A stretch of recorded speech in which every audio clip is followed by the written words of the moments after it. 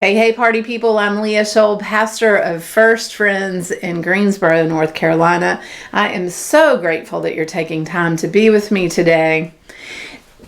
This Sunday, we're starting a study of Acts, and we're going to be spending some time there over the summer. We'll meet some characters, some we know from the Gospels, like Peter and the disciples. Others we will pick up along the way, like Paul and Timothy. The book of Acts, or the Acts of the Apostles as it's known, was written between 70 and 90 CE. It seems to have been written by the same person who wrote the Gospel of Luke. Some assume that he was a physician. He was certainly a learned person. Scholars call the book of Acts an ethnograph. It's a writing about people to understand their beginnings. It is, in effect, a portrait of the young ecclesia. Ecclesia is the Greek word which means a gathering of citizens called out from their homes into some public space, an assembly. The word ecclesia is found 23 times in the book of Acts. And although our Bibles often translate it church, meeting may be an appropriate word there. The characters that we'll meet are by no means monolithic. There is much to debate theologically between them, and we can learn a lot about diversity and about conflict by listening to these texts.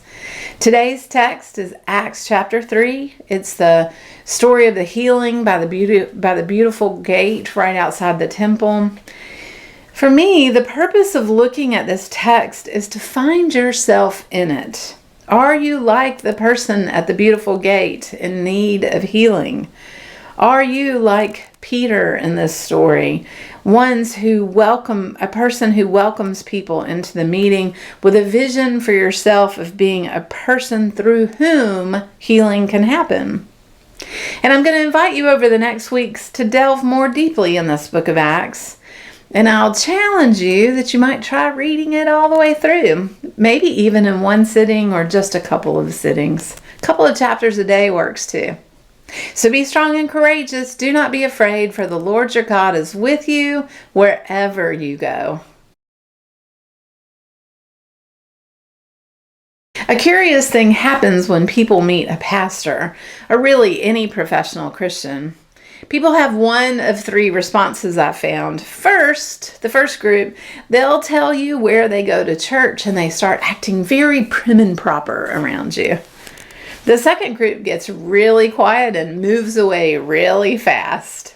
That third group, they tell you all the ways the church has hurt them. Sometimes it's as simple as two-facedness. Folks can feel disappointed that the ecclesia isn't better on social issues like feeding the poor, spending thousands of dollars on dressing the building but not feeding the poor, or being terrible on racial issues. It's like oftentimes they feel like the ecclesia is not living up to its own standards. But sometimes it's much more egregious. One church I love had wife swapping. I mean, the pastor was one of the wife swappers. One pastor embezzled money and had a girlfriend in addition to his wife.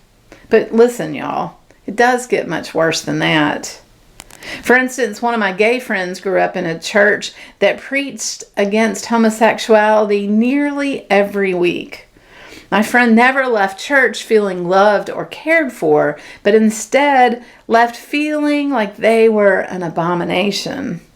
They contemplated suicide nearly weekly during their teen years. One friend, as an adult, had a minister seducer, using their counseling sessions and the so-called authority he had over her to insist that she enter into a sexual relationship with him.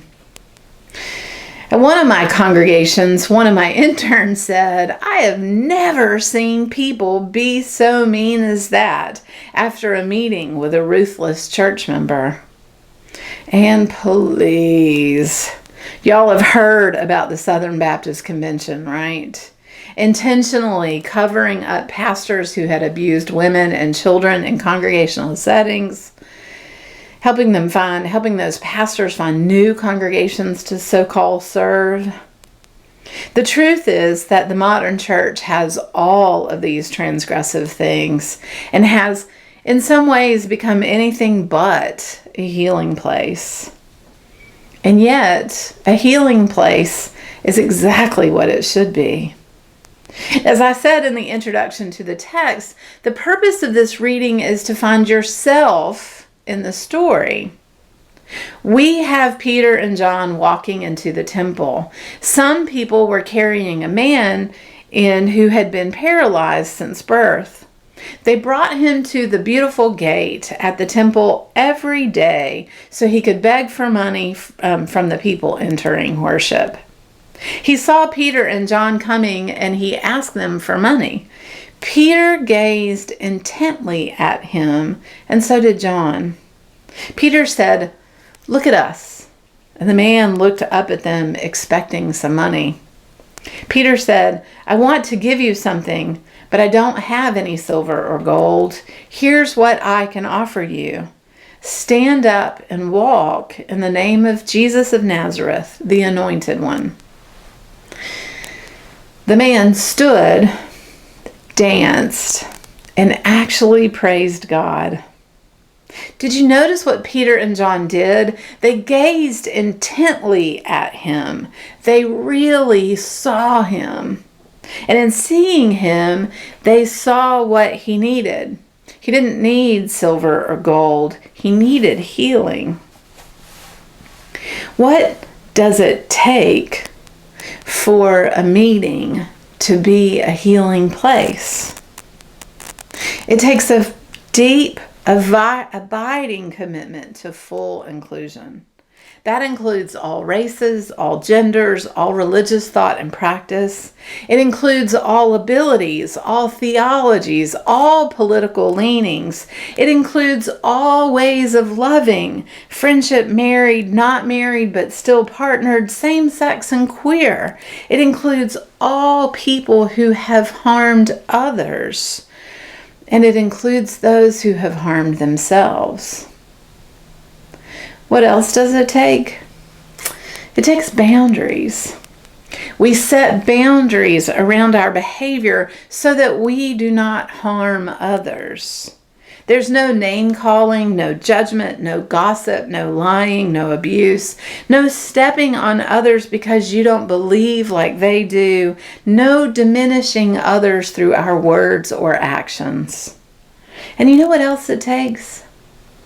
It takes us listening deeply to one another and being open to changing who we are because of who we have listened to. It takes listening deeply to God to find our path together. Sounds easy, right? Nope, it's not. It's hard. But when it's done just right, it is so good. When we find it, we are like the man who has been healed outside of the beautiful gate, leaping for joy and praising God for the healing. What about you? What do you need from the meeting, from the ecclesia, from this place? What healing do you need when you walk into those doors? And when has the meeting healed you? We'll explore all of those and more as we enter waiting worship.